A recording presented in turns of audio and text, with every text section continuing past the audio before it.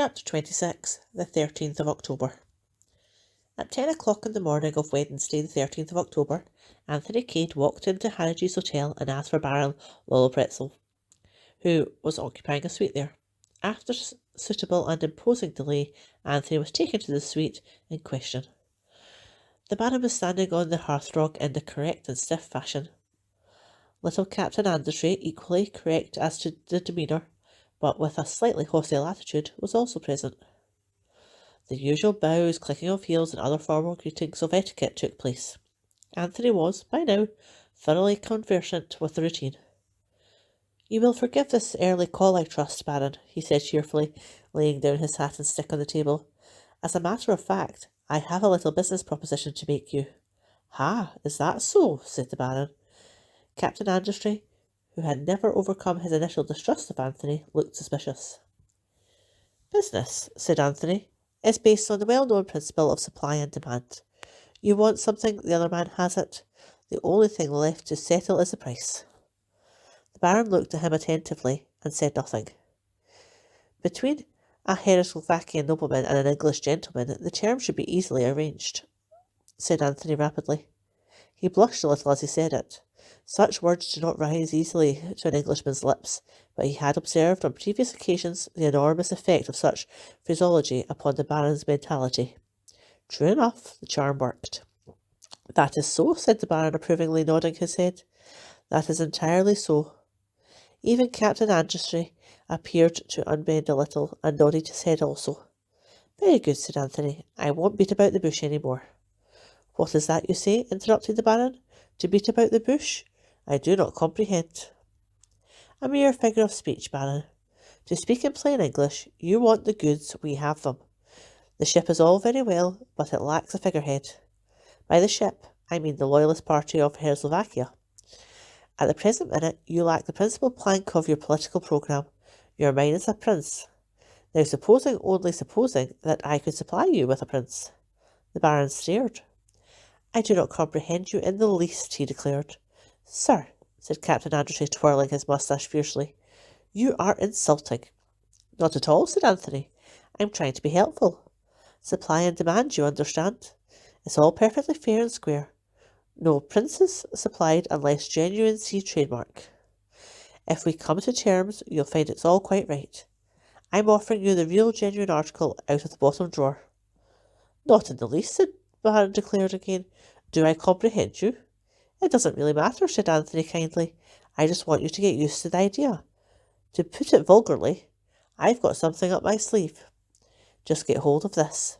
You want a prince? Under certain conditions, I will undertake to supply you with one." The Baron and Andrew stared at him. Anthony took up his hat and stick again and prepared to depart. "Just think it over. Now, Baron, there is one thing further. You must come down to Chimneys this evening, Captain Andrew, also. Several very curious things are likely to happen there. Shall we make an appointment?" "Say in the council chamber at 9 o'clock. "Thank you, gentlemen. I may rely upon you to be there." The Baron took a step forward and looked searchingly into Anthony's face. "Mr. Cade," he said, not without dignity, "it is not, I hope, that you wish to make fun of me." Anthony returned his gaze steadily. "Baron," he said, and there was a curious note in his voice, "when this evening is over, I think you will be the first to admit that there is more earnest than jest about this business." Bowing to both men, he left the room. His next call was in the city, where he sent in his card to Mr. Hermann Isaacstein. After some delay, Anthony was received by a pale and exquisitely dressed underling with an engaging manner and a military title. "You want to see Mr. Isaacstein, didn't you?" said the young man. "I'm afraid he's most awfully busy this morning. Board meetings and all that sort of thing, you know. Is it anything that I can do?" "I must see him personally," said Anthony, and he added carelessly, "I've just come up from Chimneys." The young man was slightly staggered by the mention of Chimneys. "Oh," he said doubtfully. "Well, I'll see." "Tell him it's important," said Anthony. "Message from Lord Caterham?" suggested the young man. "Something of the kind," said Anthony, "but it's imperative that I should see Mr. Isaacstein at once." 2 minutes later, Anthony was conducted into a sumptuous inner sanctum, where he was principally impressed by the immense size and the roomy depths of the leather-covered armchairs. Mr. Isaacstein rose to greet him. You must forgive my looking you up like this, said Anthony. I know that you're a busy man, and I'm not going to waste more of your time than I can help. It's just a little matter of business that I want to put before you. Isaacstein looked at him attentively for a minute or two out of his beady black eyes. Have a cigar, he said unexpectedly, holding out an open box. Thank you, said Anthony. I don't mind if I do. He helped himself.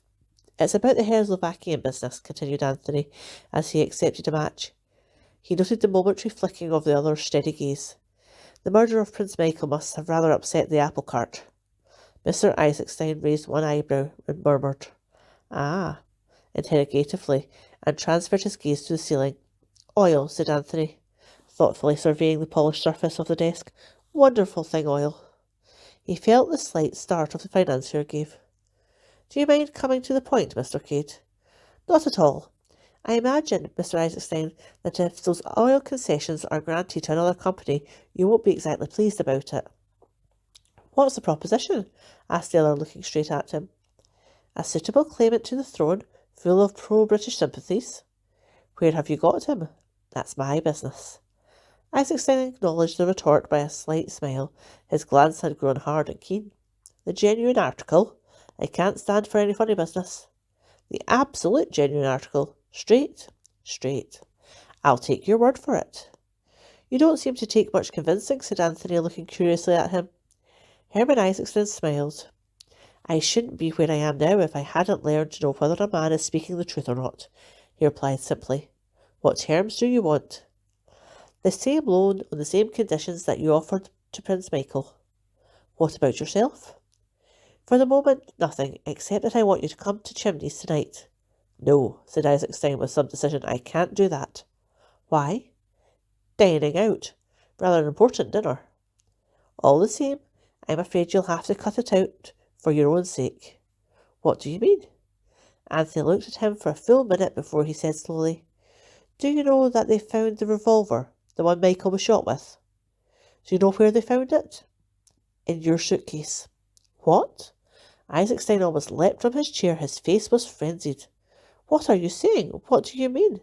I'll tell you. Very obligingly, Anthony narrated the occurrences in connection with the finding of the revolver. As he spoke, the other's face assumed a greyish tinge of absolute terror. But it's false, he screamed out as Anthony finished. I never put it there. I know nothing about it. It's a plot. Don't excite yourself, said Anthony soothingly. If that's the case, you'll easily be able to prove it. Prove it? How can I prove it? If I were you, said Anthony gently, I'd come to Chimneys tonight. Isaacstein looked at him doubtfully. You advise it? Anthony leant forward and whispered to him. The financier fell back in amazement, staring at him. You actually mean? Come and see, said Anthony.